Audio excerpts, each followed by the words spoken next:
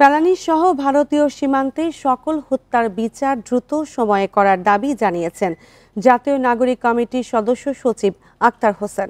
বিকেলে শাহবাগে জাতীয় জাদুঘরের সামনে এক বিক্ষোভ সমাবেশে তিনি এ দাবি জানান। তিনি বলেন, আর একবারও ভারত বাংলাদেশের দিকে বন্দুকের নল উঁচু করলে তাদের চুরমার করে দেওয়া হবে। ভারতের সাথে করা আওয়ামী লীগ সরকারের সকল চুক্তি জনগণের সামনে তুলে ধরার দাবি জানিয়ে তিনি বলেন, দেশের স্বার্থের বিরুদ্ধে করা সকল চুক্তি বাতিল করতে হবে।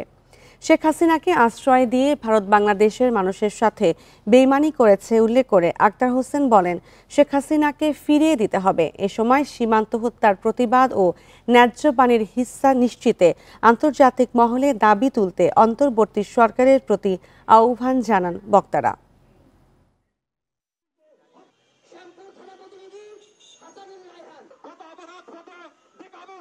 আর একবারও যদি বাংলাদেশের মানুষের দিকে আপনাদের বন্দুক উঁচিয়ে ধরেন, ওই বন্দুকের নল বাংলাদেশের মানুষ ভেঙে চুরমার করে দেবে। সীমান্ত হত্যার প্রতিবাদে আন্তর্জাতিক অঙ্গনে বাংলাদেশের পক্ষ থেকে সর্বোচ্চ ব্যবস্থা গ্রহণ করবে।